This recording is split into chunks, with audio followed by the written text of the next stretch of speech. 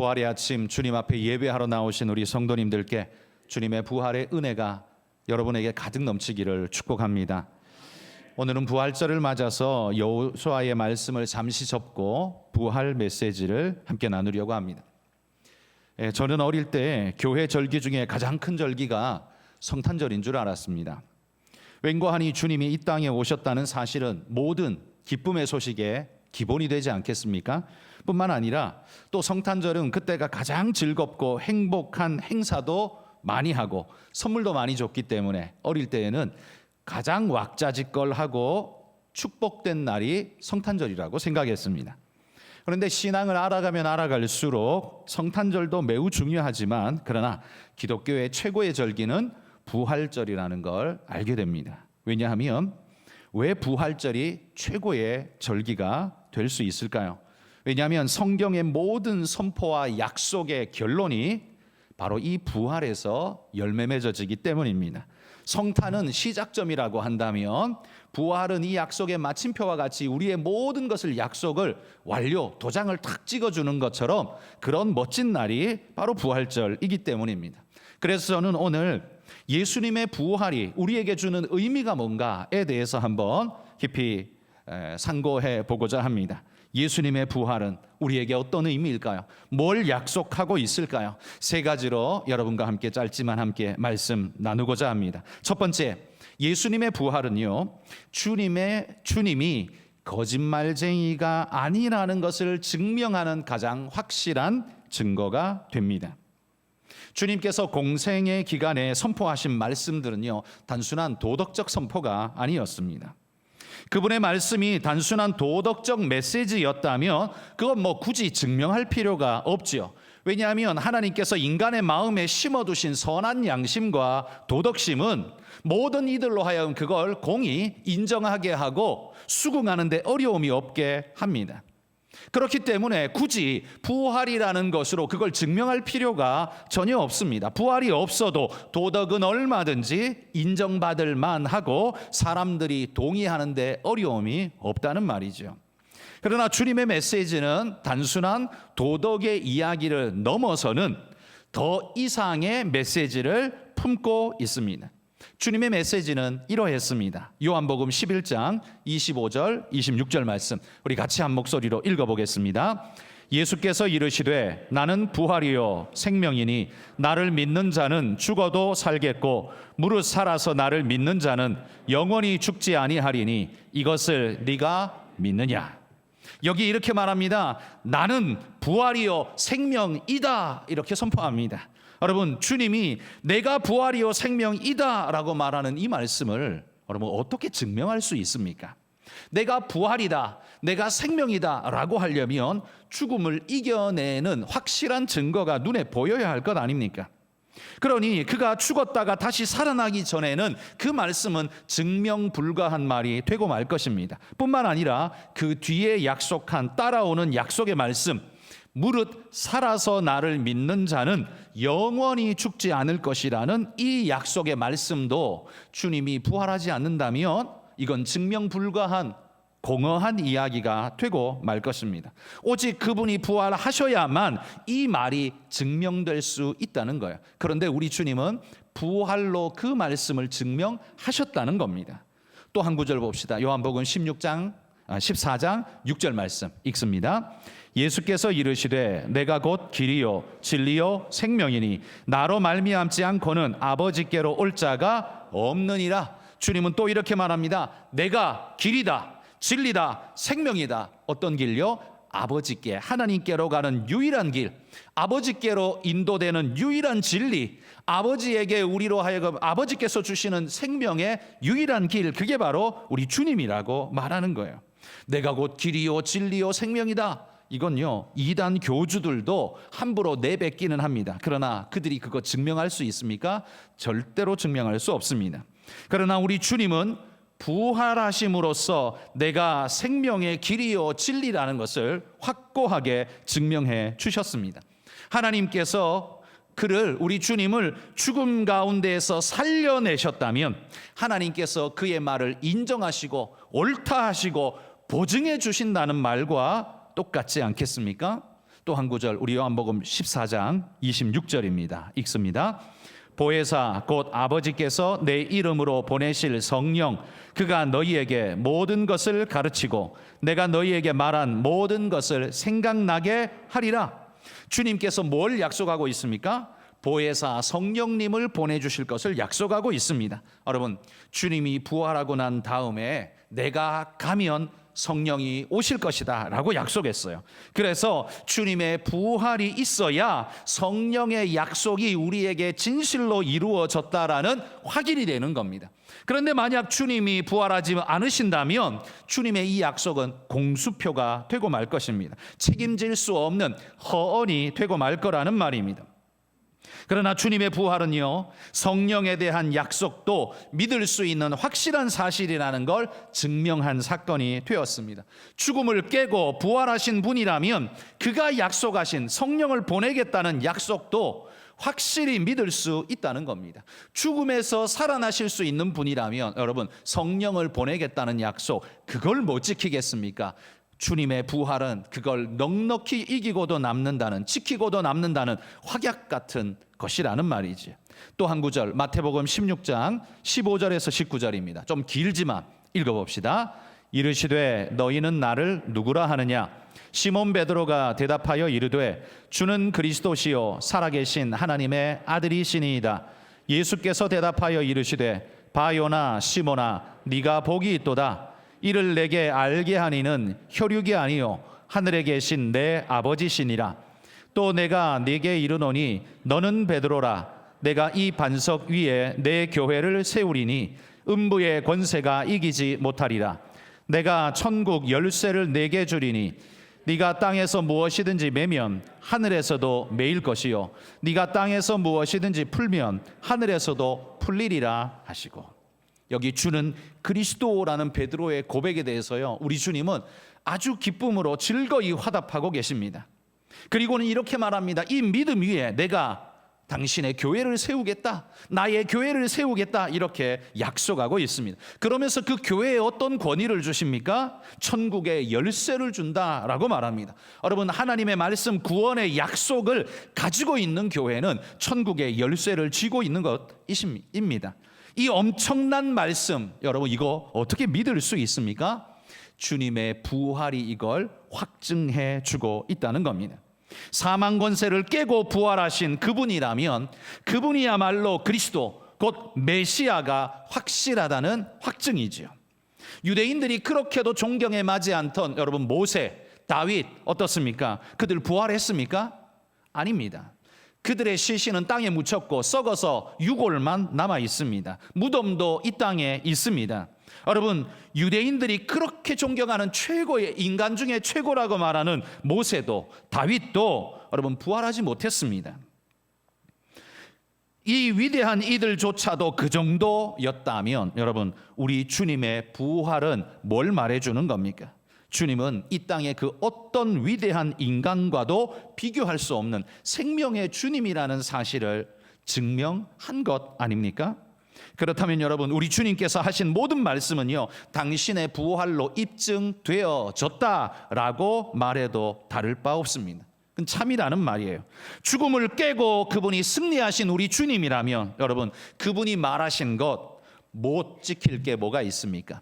거짓이 뭐가 있겠습니까? 그분이 하신 어떤 약속들 성취 못할 것이 뭐가 있겠습니까? 죽음을 깨고 승리하는 분이라면 주님의 약속하신 모든 것 성취된다는 확신으로 믿으셔도 좋을 줄 믿습니다. 여러분, 예수님의 말씀은요, 너무나 놀라운 말씀이었지만 만약 우리 주님이 부활하지 않으셨다면 그저 그 말씀들은 듣기 좋은 허언증 환자의 소리 혹은 사이비 교주의 말에 지나지 않았을 겁니다. 누구라도 그냥 내뱉고 던지는 것, 그건 누가 못하겠습니까? 그러나 그분의 부활은 그분의 모든 말씀을 스스로 증명하셨습니다. 그러니 여러분, 부활은 우리 주님이 거짓말쟁이가 아니라는 사실을 확인하는 분명한 증거가 된다는 사실을 믿으시기를 축복합니다. 두 번째, 예수 부활이 주는, 우리 주님의 부활이 우리에게 주는 의미가 뭐냐? 두 번째는요, 부활이 사실이라면 그분이 약속한 죄의 해결도 사실이라는 말입니다. 성경이 분명히 이렇게 말합니다. 죄의 삭은 사망이요. 그러니까 인간에게 사망, 죽음이 왜 왔습니까? 죄 때문에 왔다라는 겁니다. 그리고 그 죄의 결과는 사망이라는 겁니다. 그래서 모든 인생이 죄의 영향에서 벗어날 수 없기에 모든 인생을 얽어매고 있는 가장 강력한 포승줄은 뭐냐면 바로 사망입니다. 여러분, 인간 중에 가장 넓은 대륙을 다스렸던 많은 이들이 있습니다. 그 중에 여러분 진시황제도 한번 생각해 보십시오. 그가 엄청난 권세를 가졌음에도 불구하고 그는 딱 한 가지 못한 게 있습니다. 사망 권세를 넘어설 수 없었습니다. 그래서 그는 부하들을 시켜가지고 뭘 시켰습니까? 불로초를 찾아오라고 다 보냈습니다. 불로초가 뭡니까? 늙지 않는, 그러니까 죽지 않는 약을 찾아오라는 소리죠. 그렇게 온 천하의 곳곳에 보내었지만 가당키나 했습니까? 불가능했습니다. 그가 아무리 강력한 권세를 가졌어도 그가 죽음의 권세만큼은 넘어설 수가 없었습니다. 또한 여러분, 지금 이 시대 21세기 눈부신 과학 발전으로 우주를 왔다 갔다 하는 이 엄청난 시대, 그리고 손톱만한 이 크기의 칩 안에다가 도서관을 다 집어넣을 만큼의 정보량을 축소시킬 수 있는 엄청난 기술을 가지고 있는 이 시대, 그럼에도 불구하고 그런 뛰어난 기술을 가진 오늘 21세기의 인간도요, 아무리 뛰어나도 아무리 똑똑해도 아무리 대단해도 사망 권세를 넘어간 자는 단 한 사람도 없습니다. 인간의 그 어떤 것도 그 사망 권세 아래에 있다는 소리예요. 사망 권세보다 큰 게 해 아래 없다는 말이에요. 그런데 여러분, 부활은 뭘 말해주는 겁니까? 그 주님의 부활은 그 거대하다고 말하는 사망 권세를 무력화시키는 권능이 우리 주님께 있다는 것을 증명하고 있는 겁니다. 사망이 얽어매고 있는 줄 알았는데 그 우겨쌈을 뚫고 터치고 나온 죽음으로 예수님을 그 십자가 위에 죽음으로 무덤에 감금시켰다라고 생각했는데 어떻게 해요? 주님은 3일 만에 부활하셔서 그 누구도 막을 수 없는, 사망 권세도 막을 수 없는 부활의 능력으로 주님은 일어나셨다는 걸 스스로 증명하셨습니다. 사망의 권세로는요, 부활을 묶어둘 수도 얽어맬 수도 없다는 사실을 우리 주님이 증명해 주셨습니다. 그러므로 여러분, 세상의 가장 강력한 권세는 사망 권세 이제 아닙니다. 사망 권세가 아니라 부활의 권능인 줄 믿습니다. 사망 권세도 그 앞에서는 맥을 못 추는 가장 강력한 권세, 그게 바로 부활의 권능이라는 말이에요. 이 부활은요, 죄의 삭은 사망이라고 생각하는 만고불변의 이 진리 같은 명제를 극복해내었습니다. 그리고 그 죄를 무력화시킬 강력한 힘이 부활에 있음을 증명하셨습니다. 그러면서 고린도전서 15장 55절에서 57절에는 이렇게 말합니다. 읽어봅시다. 사망아, 너의 승리가 어디 있느냐? 사망아, 네가 쏘는 것이 어디 있느냐? 사망이 쏘는 것은 죄요, 죄의 권능은 율법이라. 우리 주 예수 그리스도로 말미암아 우리에게 승리를 주시는 하나님께 감사하노니. 여러분, 다윗이 골리앗을 향해 달려가며 뭐라고 외쳤습니까? 그는 17살 조그마한 소년에 지나지 않았지만 키가 3m나 되고 그 무게가, 그 힘이 어마어마한 골리앗을 향해서요, 하나님 앞에 너는 아무것도 아니라고 외치며 달려갔습니다. 그 소리를 듣는 골리앗은 정말 콧방귀를 끼면서 웃긴다 웃겨 소리를 했습니다. 그런데 결과가 어떻게 됐습니까? 그 거대한 골리앗이 다윗 앞에 완전 단 한 방에 쓰러지고 말았습니다. 그리고 그 어린아이의 칼에 목이 날아가고 말았습니다. 여러분, 바울이 사망을 향해서 조롱하듯 외치는 이 외침이요, 다윗이 골리앗을 향해 외치던 외침같이 들리지 않습니까?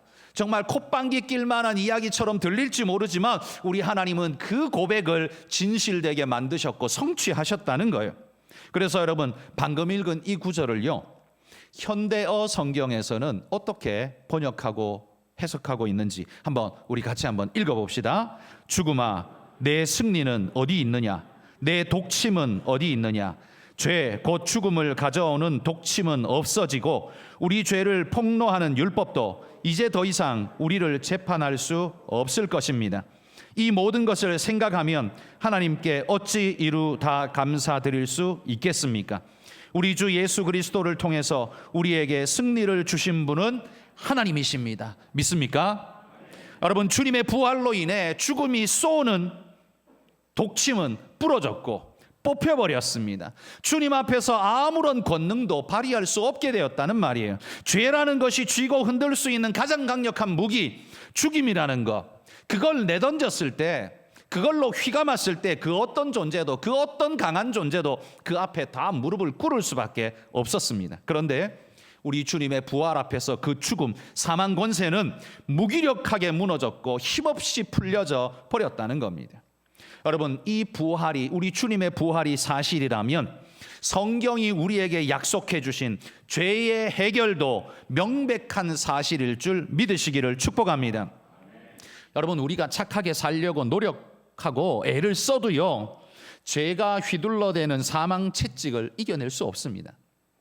여러분, 착하게 살면 안 죽습니까? 사람들이 말하죠. 착하게 살면 좋은 데가 천국 가. 누가 보장해 줄 수 있는데요? 만약에 그가 진짜 착하게 살아서 천국 가고 착하게 살아서 천국 갈 수 있다면 사망 권세도 이겨야 할 것 아닙니까? 죽음의 권세를 이겨야만 거기 갈 것 아닙니까? 그런데 여러분, 착하게 산 자 중에 누가 사망 권세를 이겼습니까? 흥부가 이겼습니까? 절대 이길 수 없습니다. 아무도 이길 수 없습니다. 여러분, 여러분이 세상에서 얼마나 많은 돈을 벌면 사망 권세를 면제시켜 줄 수 있습니까? 우리가 얼마나 세상의 권세나 인기를 누리게 되면, 엄청난 권세와 인기를 누리면 사망 권세가 우리를 비껴갈 수 있습니까? 결코 그럴 수 없다는 겁니다. 그 누구도, 그 어떤 것도 사망 권세를 깰 수 있는 것은 없습니다. 오직 부활의 권능만이 그것이 가능하고, 주님께서 부활하셨다면 그분의 말씀대로 사망 권세는 우리를 손댈 수 없는 것으로 여러분, 성경이 확증하고 있습니다.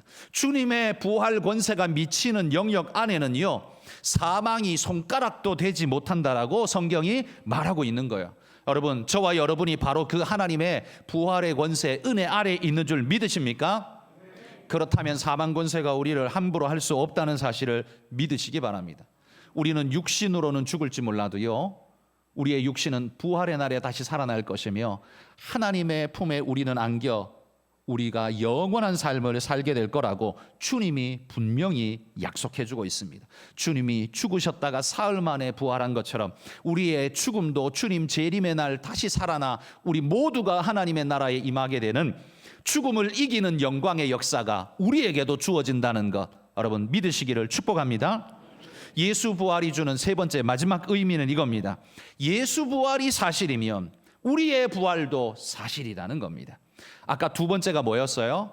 주님의 부활이 사실이면 그분이 죄의 해결 약속해 주신 그것도 사실이다, 믿어도 된다라고 말했어요. 세 번째는 예수 부활이 사실이라면 우리의 부활도 사실입니다.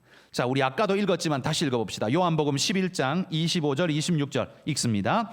예수께서 이르시되 나는 부활이요 생명이니 나를 믿는 자는 죽어도 살겠고 무릇 살아서 나를 믿는 자는 영원히 죽지 아니하리니 이것을 네가 믿느냐?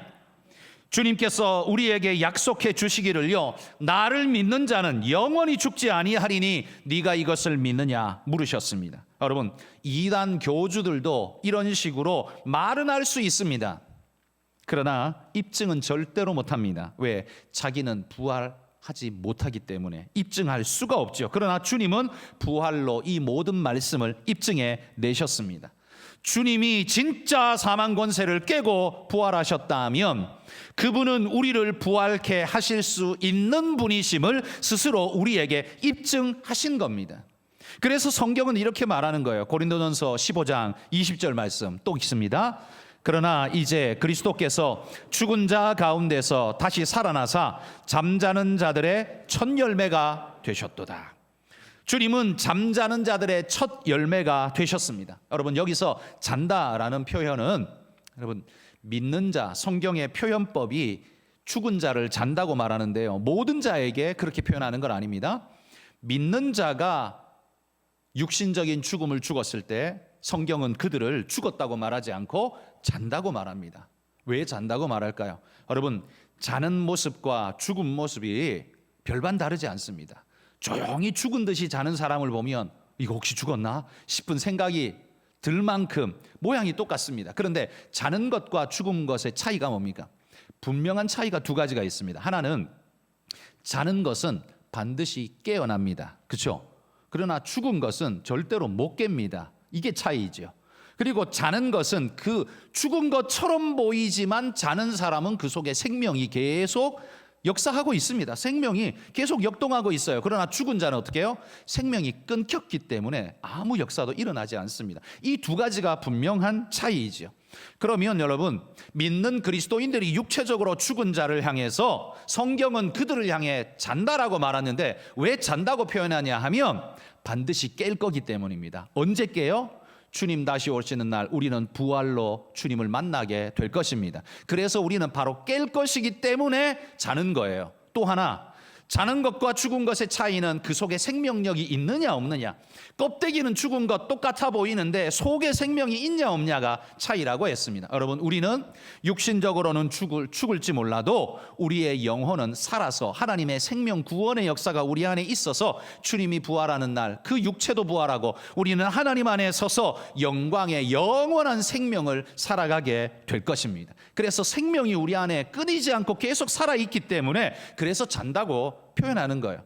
여러분, 그러니 성경의 말씀이 맞지 않습니까? 우리는 다시 깰 거고 우리 안에는 생명이 끊어지지 않기 때문에 우리는 자는 것이에요. 그런데 주님 말합니다. 잠자는 자들의 첫 열매가 되셨도다. 왜 첫 열매일까요? 여러분, 주님 이후에 부활할 사람이 아무도 없다면 주님은 이렇게 말했을 겁니다. 유일한 열매라고 표현했을 겁니다. 그렇지 않습니까? 주님 이후에 아무도 부활을 안 한다면 예수님은 첫 열매가 아니라 유일한 열매라고 말해야 그게 맞는 이야기예요. 그런데 주님이 첫 열매라고 말하는 건 그 의미 속에 뭐가 들어있어요? 둘째, 셋째, 넷째가 뒤에 따라온다는 소리예요. 여러분, 우리가 포도나무를 기르면 그 포도에서 처음으로 딱 맺히는 열매가 포도겠지요. 그러면 첫 열매가 포도 맺히면 그 옆에까지 해서 그 다음에 맺힐 열매는 사과일까요? 그런 일은 없죠. 뭐가 맺힙니까? 당연히 포도가 맺히겠죠. 왜? 포도나무니까요.